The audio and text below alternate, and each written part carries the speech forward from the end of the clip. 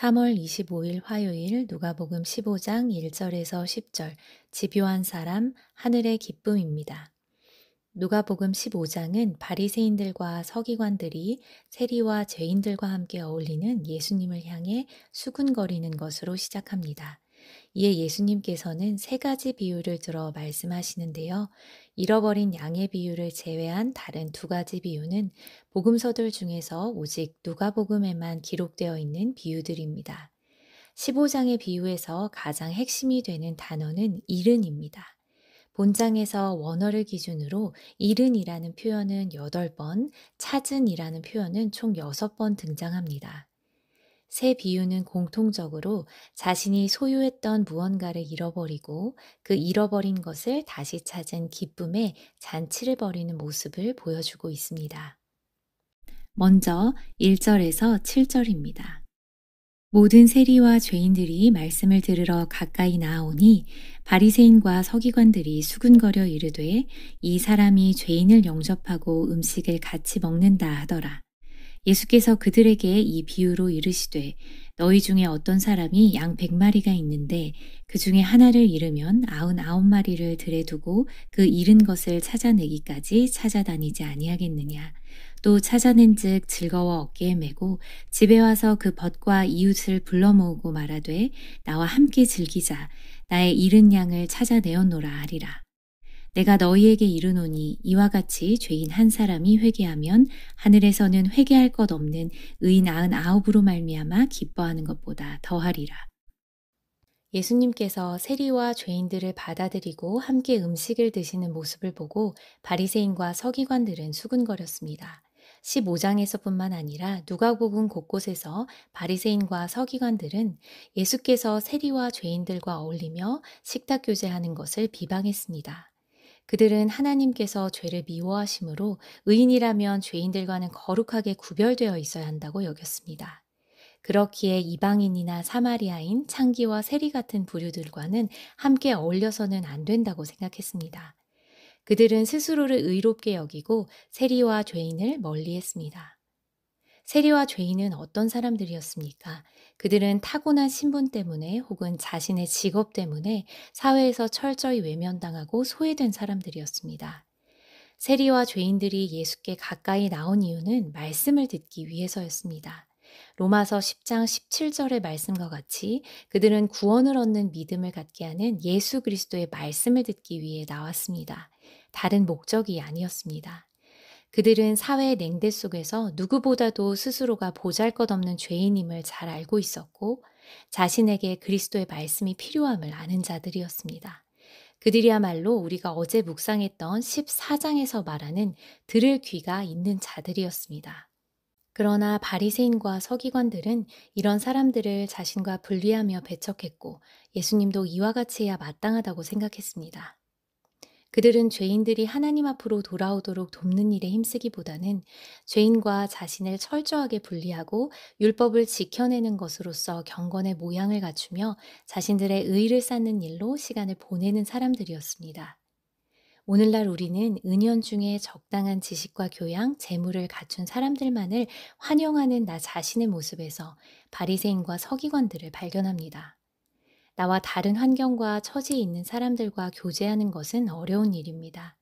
꼭 타인을 무시해서나 정죄하는 마음을 갖고 있기 때문만은 아닙니다. 서로 다름에서 오는 불편함들을 넘어서는 일 그 자체가 우리 본성을 거스르는 일이기에 쉽지 않습니다. 그러나 주님은 우리가 우리의 죄된 본성을 핑계 삼지 않고 나와 다른 환경과 처지에 놓인 사람들을 기꺼이 받아들이고 그들이 하나님께 나아가도록 도와야 한다고 말씀하십니다. 이제 예수님은 비유를 통해서 왜 세리와 죄인들과 어울리는지를 말씀하십니다. 4에서 7절은 잃어버린 양을 찾은 목자의 비유입니다. 양 100마리를 가진 사람이 그 중에 한 마리를 잃어버렸습니다. 그는 99마리를 들에 두고 71마리를 찾을 때까지 찾아다닙니다. 그는 절벽과 맹수의 위험이 도사리고 있는 곳에서 길을 잃고 헤매이고 있을 양 한 마리를 찾을 때까지 두루 다닙니다. 찾을 때까지 찾아다니는 이 사람은 누구입니까? 바로 예수 그리스도이십니다.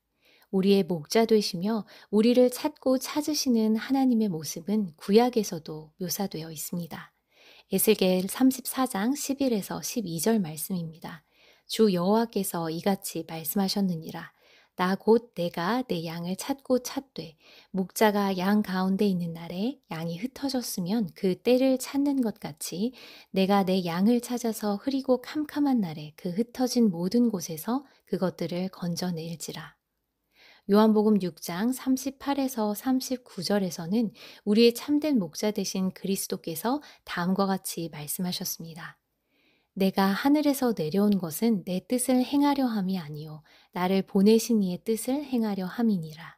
나를 보내신 이의 뜻은 내게 주신 자 중에 내가 하나도 잃어버리지 아니하고 마지막 날에 다시 살리는 이것이니라. 예수님께서는 하나님의 뜻을 따라 단 한 사람도 잃지 않고 마지막 날에 모두 다시 살리실 것입니다. 5절에서 양을 찾고 찾던 주인은 마침내 잃은 양을 찾아 즐거이 어깨에 메고 돌아옵니다. 여기에는 양을 찾아 헤매이던 수고로움에 대한 불평이나 양에 대한 책망이 없습니다. 그저 양을 찾은 기쁨만이 가득합니다. 이제 집에 돌아온 그는 잃은 양을 찾은 기쁨으로 벗과 이웃을 불러 모아 잔치를 벌입니다. 이렇게 이웃을 불러 모으는 모습은 이후 등장하는 잃어버린 드라크마의 비유와 잃어버린 아들의 비유에서도 똑같이 나타납니다. 집에서 잔치를 벌이는 이 잔치는 종말론적으로 완성될 하나님의 나라에서 베풀어지는 잔치를 암시하고 있습니다. 잃은 양을 찾은 목자의 비유는 7절 이와 같이 죄인 한 사람이 회개하면 하늘에서는 회개할 것 없는 의인 99으로 말미암아 기뻐하는 것보다 더하리라는 예수님의 말씀으로 마무리됩니다. 여기서 회개할 것 없는 의인은 바리새인과 서기관들을 가리킵니다. 그들은 스스로 회개할 것이 없다고 생각하면서 회개의 필요성을 느끼고 있지 않은 사람들입니다. 7절에서는 앞서 등장한 잃은 양이 회개하는 죄인의 한 사람으로 치환됩니다. 회개는 자신이 죄인임을 깨닫고 전심으로 하나님께 용서를 구하며 돌이키는 것입니다. 우리가 여기서 기억해야 할 것은 회개의 본질입니다. 잃은 양의 비유에서 잃은 양이 스스로 잘못 간 길을 돌이켜 와서 주인에게로 돌아온 것이 아니라 주인이 직접 잃은 양을 찾고 찾아서 데리고 왔습니다. 회개를 두고 우리는 우리의 의지와 결단으로 하나님께 회개하고 돌아온 줄로 착각하지만 우리의 회개와 그리고 우리의 구원은 오직 우리를 찾고 찾아 건져내신 예수 그리스도의 은혜로만 가능하다는 사실을 모두 잊어서는 안 되겠습니다.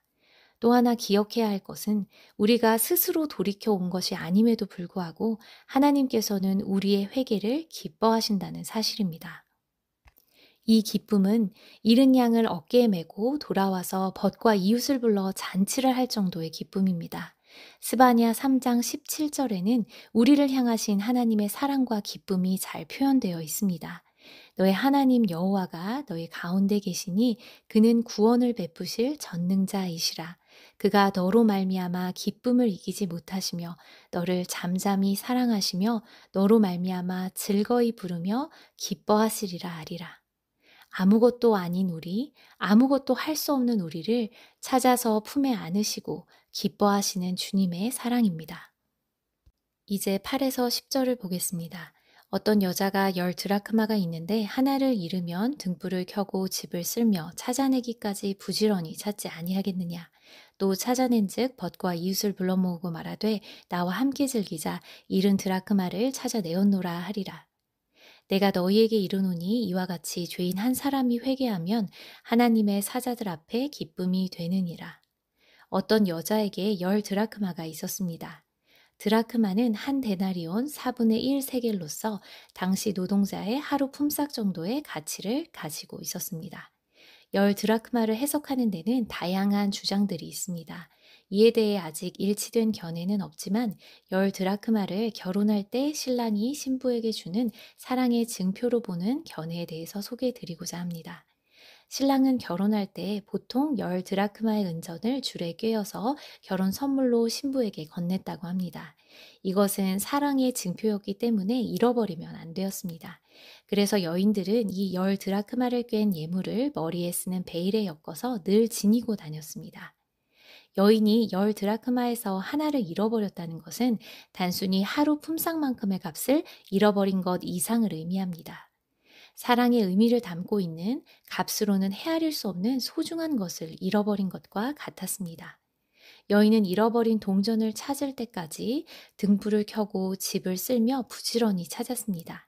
그리고 마침내 잃은 드라크마를 찾게 되었을 때 그녀는 벗과 이웃을 불러 잔치를 엽니다. 여인이 기뻐 잔치를 여는 모습은 앞서 본 목자가 기뻐 잔치를 여는 모습과 평행을 이룹니다. 차이가 있다면 9절의 벗과 이웃은 여성 복수명사가 사용되었고 6절의 벗과 이웃은 남성 복수명사가 사용되었다는 점입니다. 9절에서의 잔치는 여자들만의 잔치입니다. 유대 사회에서 여인들은 남성들의 부속물로서 여겨지는 낮은 위치에 있었습니다. 누가복음은 특별히 여성들에 대한 진술이 고루 분포되어 있는 복음서입니다. 누가는 유대 사회에서 차별받던 여성들을 전면에 내세워서 그들의 헌신이나 믿음에 대한 뜨거운 열정을 묘사하고 있습니다. 1장에서 마리아와 엘리사벳, 7장의 나인성 과부, 8장의 혈루증 여인, 18장의 불의한 재판관을 설득하는 과부, 그리고 21장에 두 렙돈을 바친 과부와 23장 예수 그리스도의 십자가를 마지막까지 지키고 있었던 여인들, 그리고 24장에 예수 그리스도의 부활을 최초로 목격하는 여인들에 대한 이야기가 그것입니다. 9절에서 누가는 당시 소외된 계층을 대표하는 여자들의 잔치를 통해서 하나님 나라의 잔치의 성격을 드러냅니다.